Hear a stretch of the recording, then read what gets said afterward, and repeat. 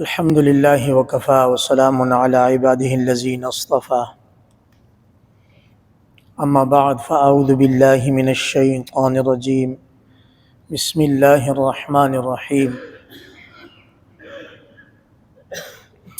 اقم الصلاة لدلوک الشمس الى غسق اللیل وقرآن الفجر ان قرآن الفجر کان مشہودا ومن اللیل فتہجد به نافلة لک عسى ان يبعثك ربك مقاما محمودا وقال تعالى ان ربك يعلم انك تقوم ادنى من ثلثي الليل ونصفه وثلثه وطائفة من الذين معك وروي عن النبي صلى الله عليه وسلم انه قال ان اول ما يحاسب الناس على اعمالهم الصلاة الى آخر الحديث. آمنت بالله صدق الله العظيم وصدق رسوله النبي الكريم ونحن على ذلك من الشاهدين والشاكرين والحمد لله رب العالمين.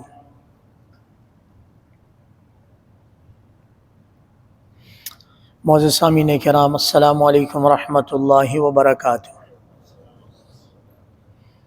شوق اور محبت سے درود شریف. اللہم صلی علی محمد وعلی آل محمد کما صلیت علی ابراہیم وعلی آل ابراہیم انک حمید مجید. اللہم بارک علی محمد وعلی آل محمد کما بارکت علی ابراہیم وعلی آل ابراہیم انک حمید مجید.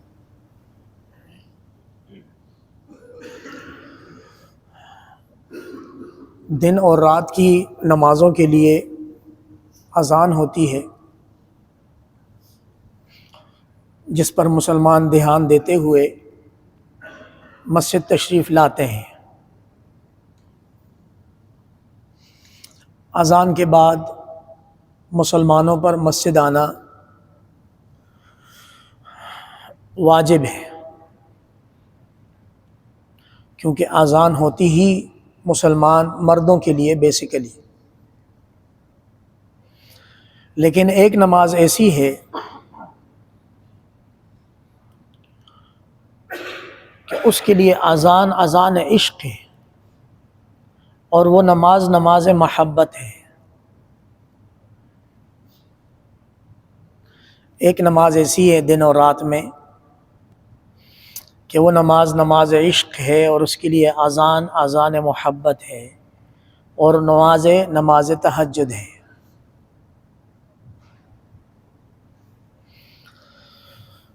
کیا لازمی ہے کہ صرف قرض ہی ادا کیا جائے، یا محبت کا بھی کچھ تقاضا ہے؟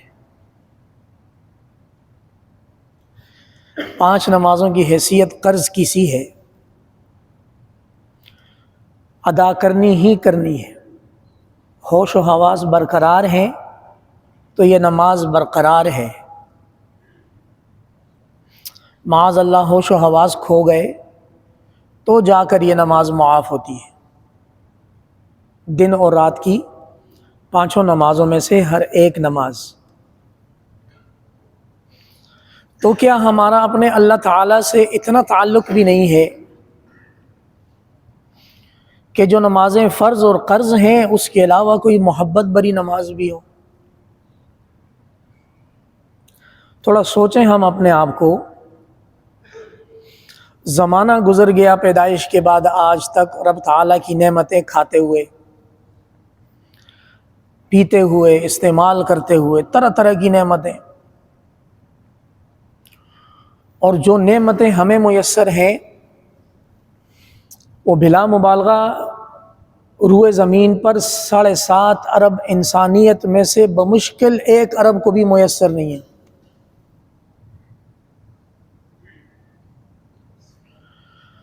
تو کیا اس سب کا تقاضا نہیں ہے کہ محبت میں، بندگی میں، عشق میں اضافہ ہو جائے؟ تقاضا تو یہی ہے. اور اس کی ایک عام مثال ہے، انسان دنیاوی کسی کے ساتھ نوکری کا کانٹریکٹ کرے کہ میں آپ کا ملازم ہوں، اور ملازم کو اس کا مالک اونر پوری اجرت تنخواہ وقت پر دے، سب کچھ کرے، تو دنیاوی ادنیٰ سی ملازمت میں وہ ملازم اپنی کارکردگی کو اپنی ڈیوٹی سے بڑھ کر ادا کرتا ہے۔ میرا مالک غمی خوشی میں، دکھ درد میں، سردی گرمی میں میرا بہت خیال کرتا ہے، تو میں اپنی ڈیوٹی سے بڑھ کر ڈیلیور کروں۔ دنیا میں ایک چھوٹے سے معاملے کی یہ مثال ہے جس کو وفا کہا جاتا ہے۔ ہمارا فلاں ملازم، فلاں امپلائی بہت وفادار ہے، لویل ہے، تو اس رب تعالیٰ کی بندگی جو کہ اس کا حق ہے، کیا اس میں ساری زندگی ان 5 نمازوں پر رکے رہیں گے کہ مؤذن اذان دے گا تو ہم نماز پڑھیں گے اور بس؟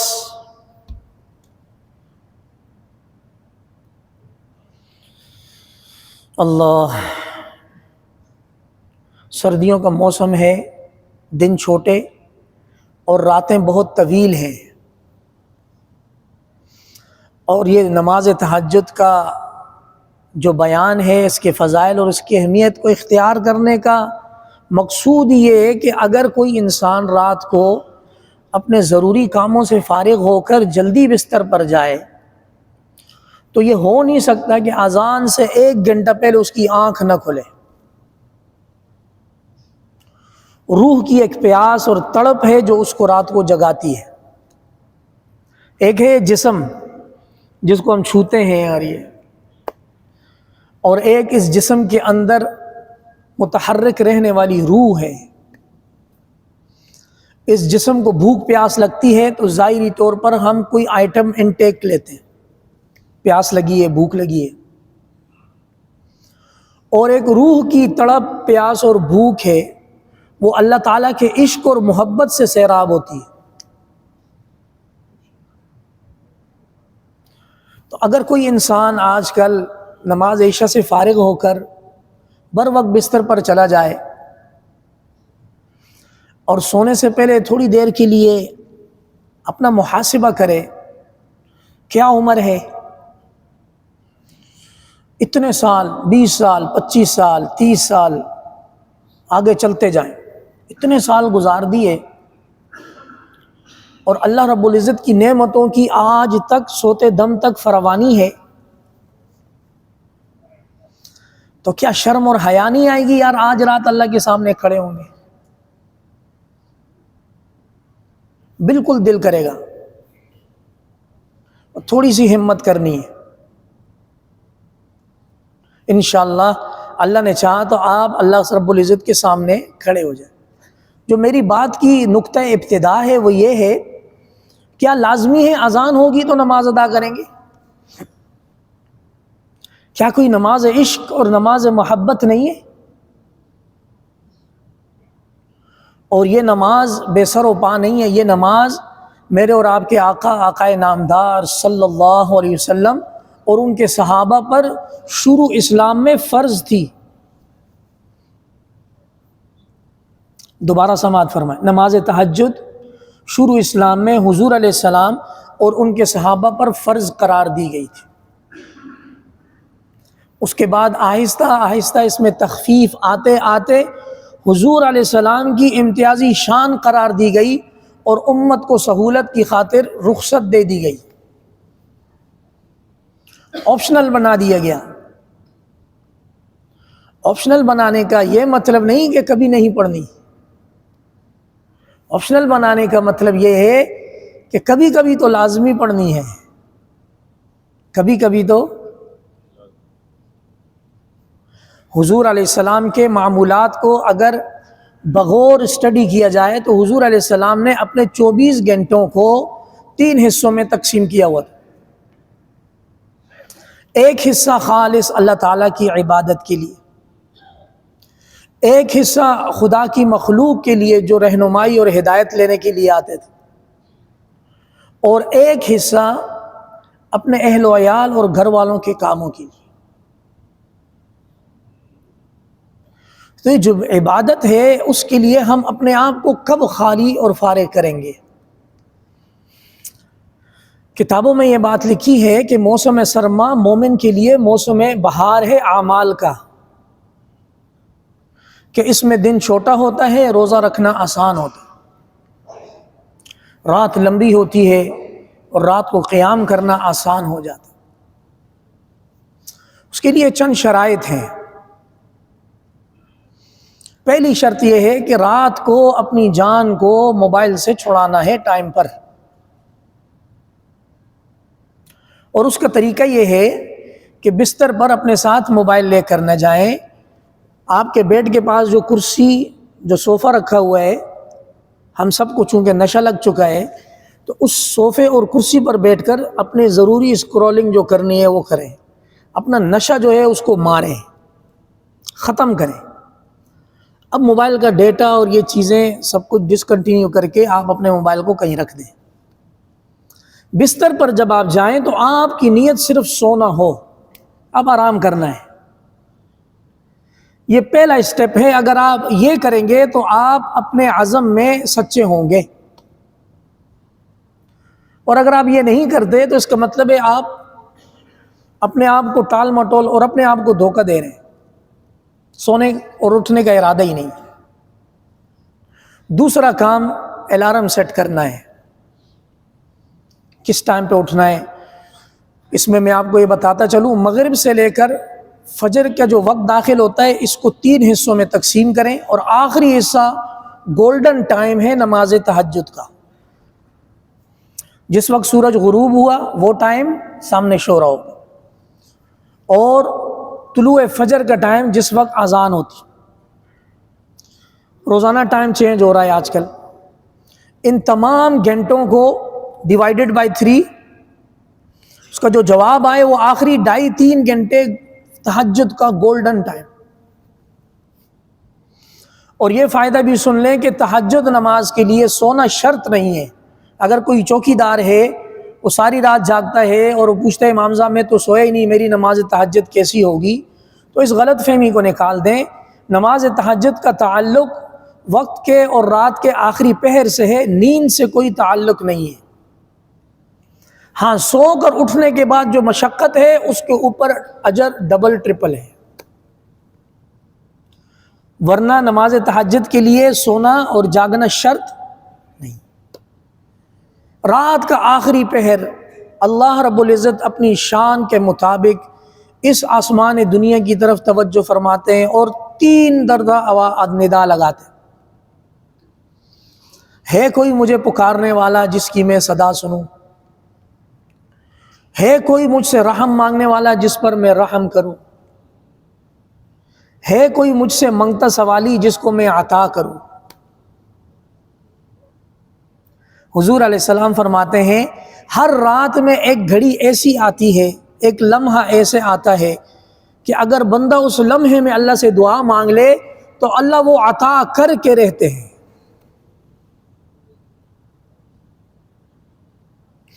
تو میرے معززین،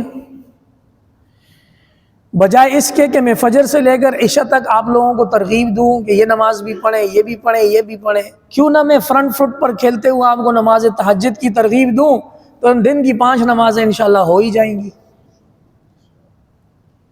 یہ بھی ایک اٹیک کرنے کا طریقہ ہے نا، ہمیشہ فجر، ظہر، عصر، مغرب، عشاء کی ترغیب دیتا رہوں۔ آج یہ ترغیب دوں گا کہ تہجد پڑھو، انشاءاللہ فجر مل ہی جائے گی۔ اصل بات یہ ہے کہ جو رب تعالیٰ کی ذات ہے، جو منعم الدیان ہے، تا صبح قیامت عطا کرتا رہے گا اپنی مخلوق کو، اس کے ساتھ عشق اور محبت کا تعلق بھی تو ہونا چاہیے۔ قرض اور فرض کا تعلق یہ اتنا زیادہ پسندیدہ تھوڑی ہے۔ ضابطے ٹوٹ جاتے ہیں، رابطے جیت جاتے ہیں۔ آرگنائزیشن کے ضابطے ہوتے ہیں، وہ ضابطہ اگر کوئی امپلائی توڑتا ہے تو آرگنائزیشن اس پر ایکشن لیتی، لیکن اگر کوئی امپلائی اپنے ادارے کے سرکردہ کے ساتھ رابطے بحال کر دے تو اس کے ضابطے ختم ہو جاتے ہیں اور رابطوں میں آ جاتے ہیں۔ تو ضابطے ٹوٹ جاتے ہیں، رابطے جیت جاتے ہیں۔ ہمیں اپنے رب تعالیٰ کے ساتھ رابطے ہونے چاہیے۔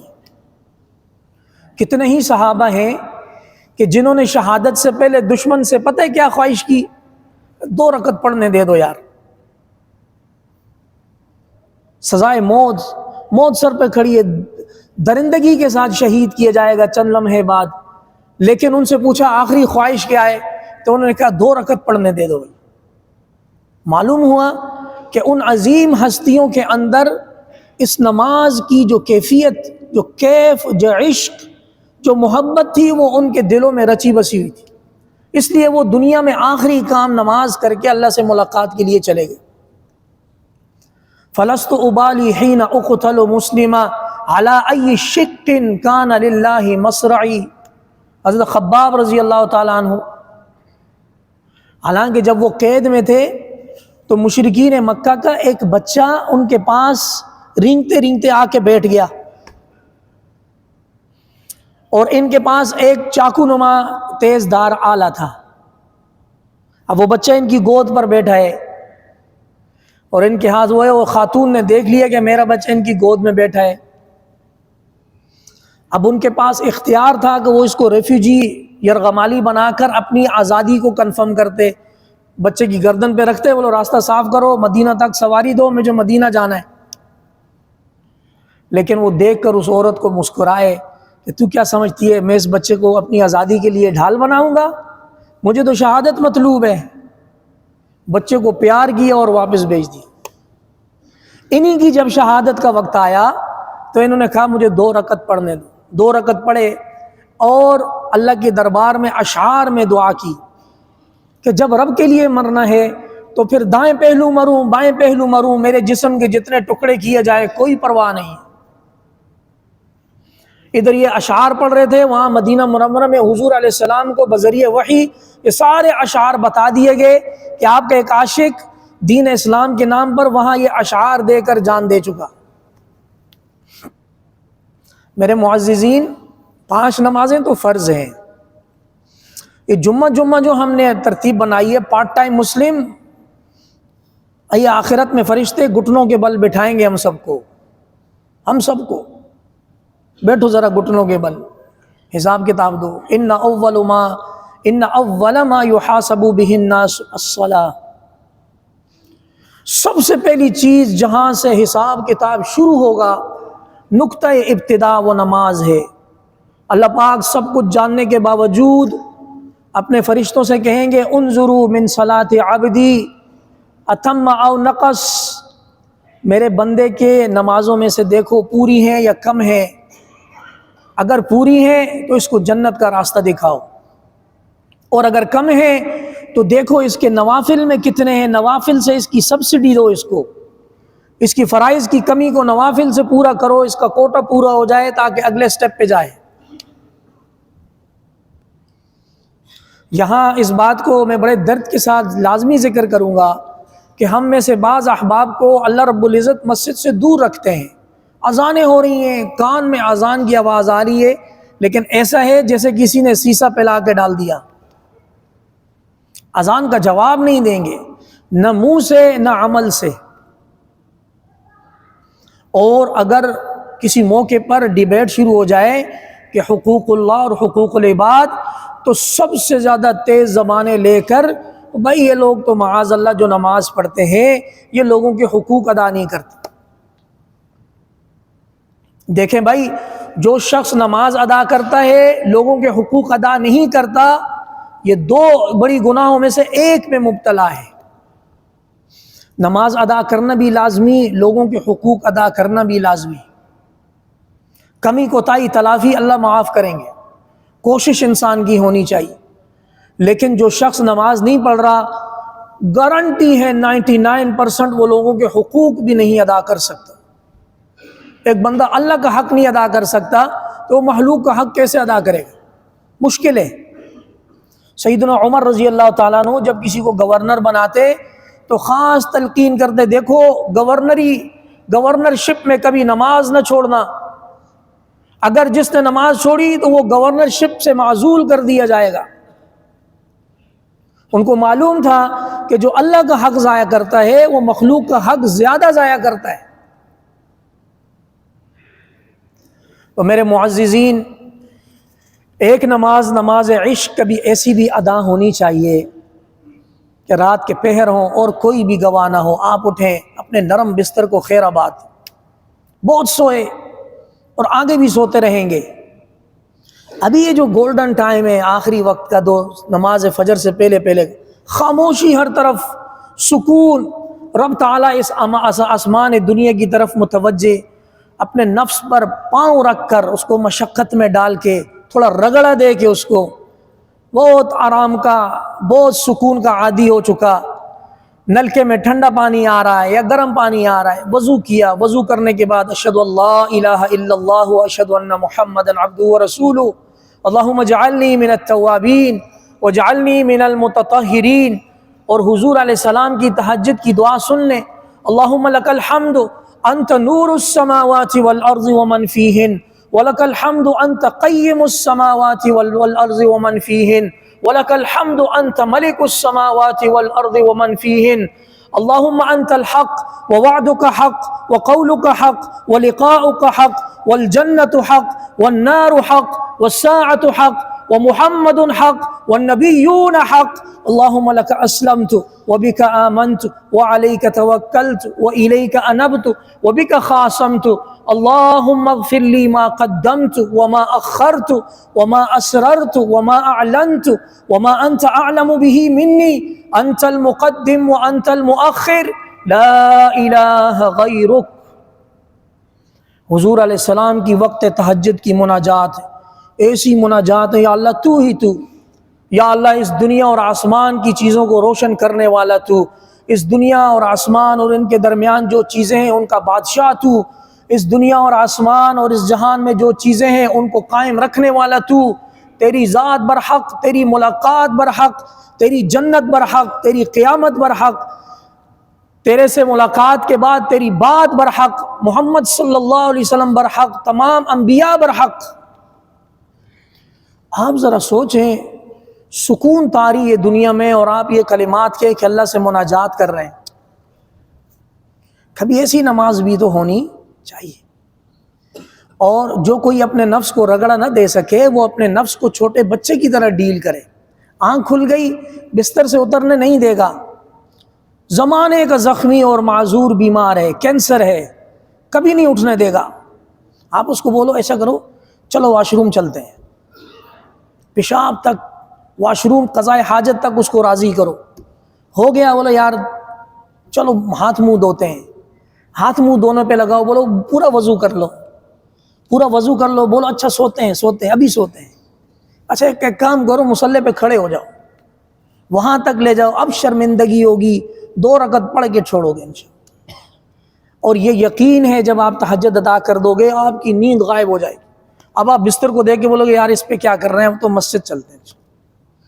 اور اگر ایسا ہو گیا، بشر المشائین فی الظلم بالنور التام یوم القیامہ، اندھیروں میں مسجد جانے والوں کو قیامت کے دن مکمل روشنی کی خوشخبری سنا دو۔